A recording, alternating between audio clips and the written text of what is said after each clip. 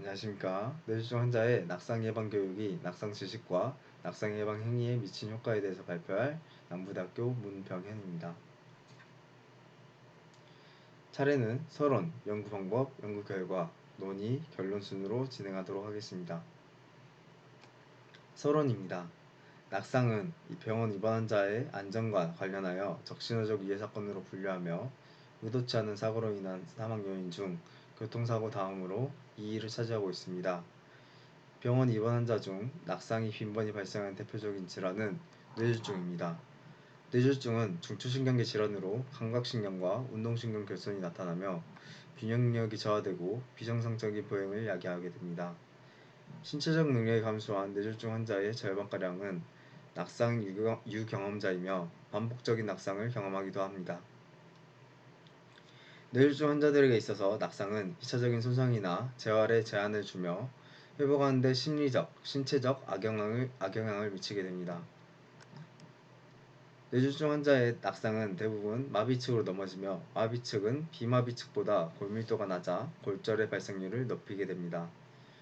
뇌졸중 환자의 골절은 입원 기간을 장기화시키며 합병증이나 사망 위험 또한 2배 이상 증가시키게 됩니다. 이처럼 뇌졸중 환자의 낙상은 신체적 능력을 감소시키고 삶의 질을 떨어뜨려 사회적, 환경적 문제를 야기하며 골절, 합병증, 사망에 이르게 할 수 있으므로 낙상 예방에 대한 주의를 기울여야 합니다. 뇌졸중 환자는 일반인에 비하여 낙상 위험에 대한 위험 요소가 존재하므로 낙상 예방에 대해 복합적인 중재가 필요합니다. 낙상의 위험 요인으로는 보행 부족이나 휠체어 사용 미숙, 낙상 위험에 대한 인식 부족, 자신의 능력을 잘못 판단, 인지장애, 환자 이동에 대한 보호자 및 환자의 미숙 등으로 인해 발생할 수 있습니다. 대다수의 병원에서는 뇌졸중 환자의 낙상의 위험 요인을 낮추기 위해 중재로 균형력과 인지 능력이 향상될 수 있도록 초점을 맞춘 운동 프로그램을 시행하고 있습니다. 또한 낙상 예방의 중요성이 증가함에 따라 의료기관 평가의 환자 안전 보장 활동 부분에서 낙상 관련 항목이 지정되어 있으며 각 병원에서 낙상 위해 요인으로 평가받고 있습니다.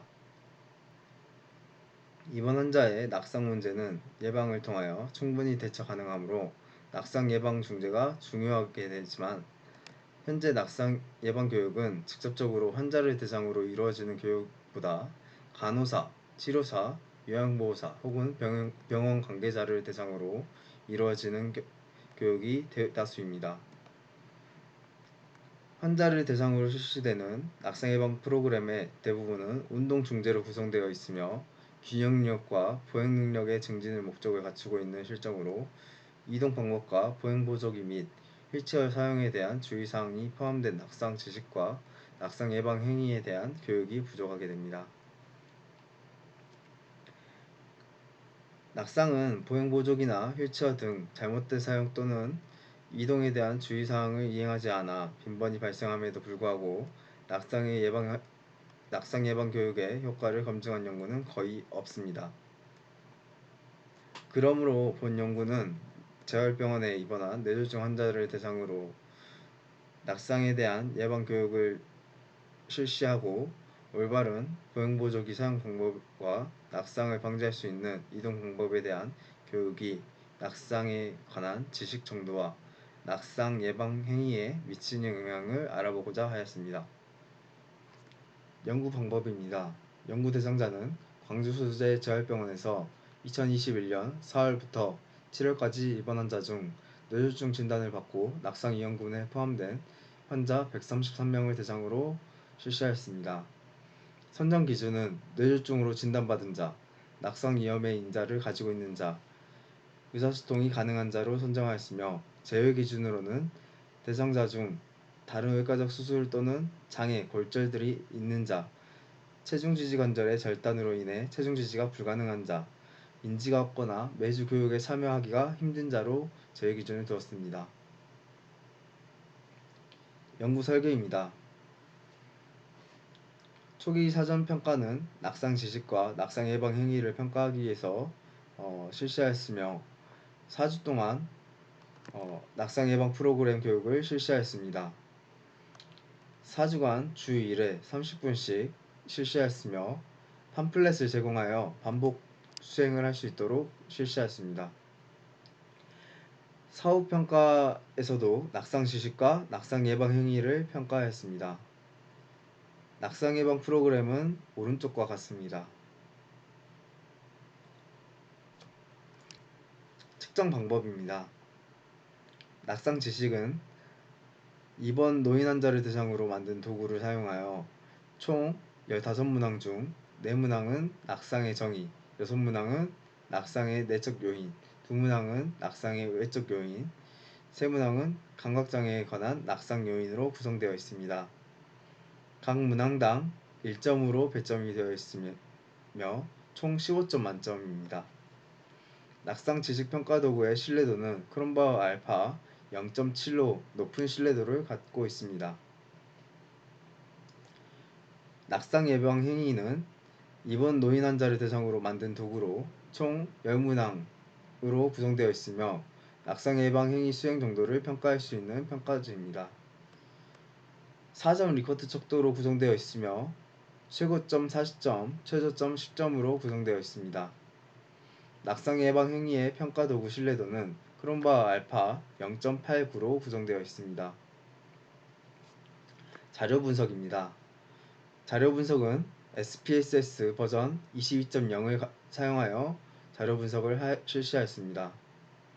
일반적 특성은 빈도 분석을 사용하여 연령, 성별, 낙상 경험 여부, 진단 후 개월수, 이동 수단 등을 분석하였습니다. 낙상 지식과 낙상 예방 행위 분석은 대형 표본 T검정을 사용하여 전후 비교를 실시하였습니다. 문항별 낙상 지식에 대한 정답률은 빈도 분석을 통해 분석하였습니다. 낙상 예방 행위에 대한 문항별 점수는 평균 표준 편차를 나타내기 위해서 기술 통계를 사용하였습니다. 통계학적 유의 수준은 0.05로 설정하였습니다. 결과입니다. 일반적 특성은 나이, 성별, 낙상 경험 여부, 진단 후 개월수, 이동수단에 관한 일반적 특성을 제시하였으며 오른쪽에 빈도 분석으로 나타내었습니다. 문항별 낙상 지식입니다. 병원에서는 침대에 오르내릴 때 낙상이 가장 많이 발생한다가 가장 높은 점수를 맞았으며 사전 101명에서 사후 122명으로 증가하였습니다.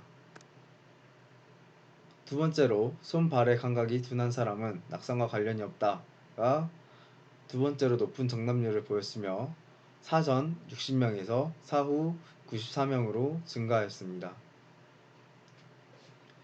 그리고 혈압약 복용과 낙상은 관련이 없다, 당뇨약 복용과 낙상은 관련이 없다 항목에서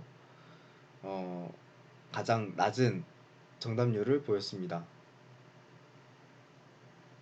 그리고 사전 50% 이상 정답률은 2문항밖에 안 됐으나 사후 9문항으로 증가하였습니다. 문항별 낙상 예방 행위를 보시게 되면은 침대 옆 탁자 물건을 쉽게 꺼내고 떨어지지 않도록 손이 닿기 쉬운 곳에 둔다가 가장 높은 점수를 받았으며 피로하거나 어지러울 때 항상 주변에 도움을 요청한다가 두 번째로 높은 점수를 보였습니다. 그리고 낙상 위험이 있는 약물인지 알고 복용한다가 가장 낮은 점수를 볼 수가 있었습니다. 평균 점수 2점 이상이 사전 3문항에서 사후 7문항으로 증가하였습니다. 낙상 지식과 낙상 예방 행위에 대한 결과입니다. 낙상에 대한 지식 수준은 낙상 예방 교육을 실시하기 전 4.31에서 낙상 예방 교육을 실시한 후 7.33점으로 3.02점 상승하여 유의한 증가를 보였습니다.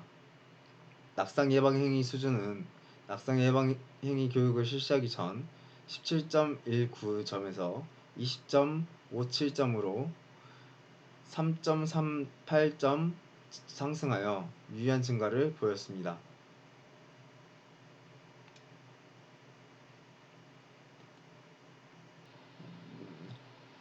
논의입니다.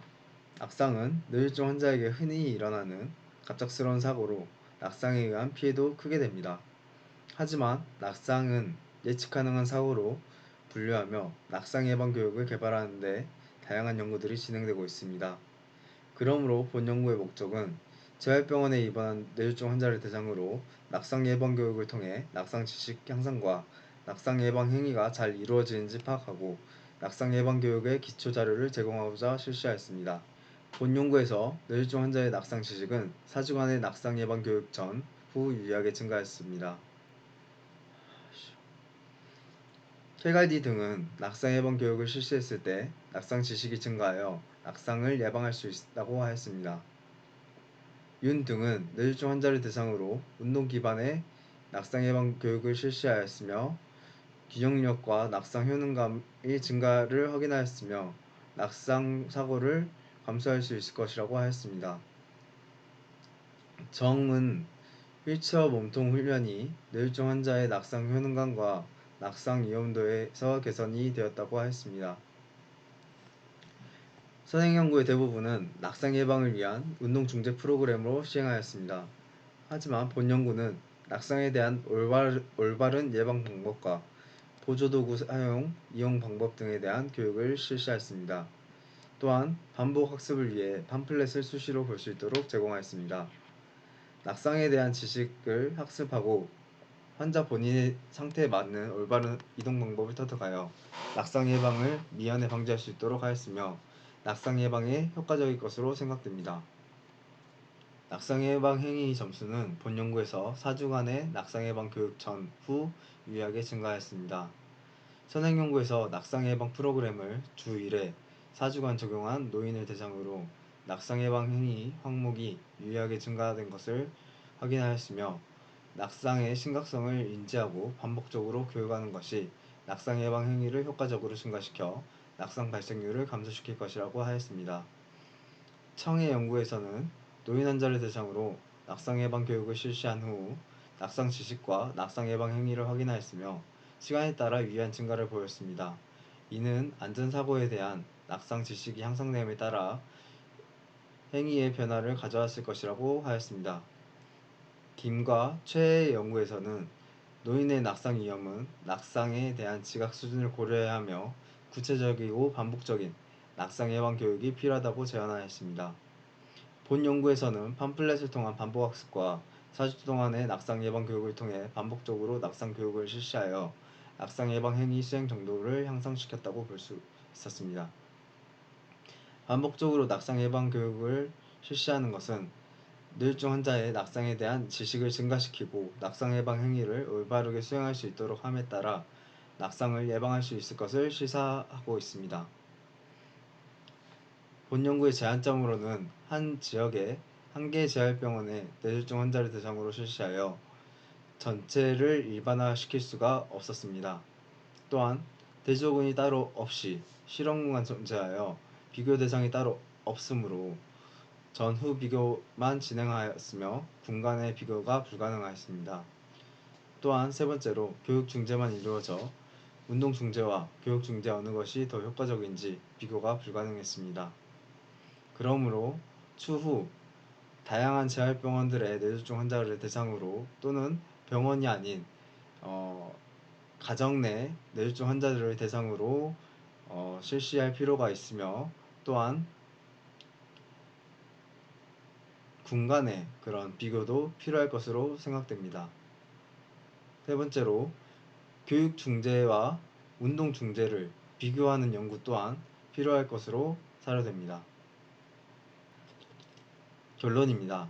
본 연구는 낙상 예방 교육에 기초 자료를 제공하고자 재활병원에 입원한 뇌졸중 환자를 133명을 대상으로 낙상 예방 교육을 4주간 실시하여 환자의 낙상 지식과 낙상 예방 행위 개선 정도를 확인하였습니다.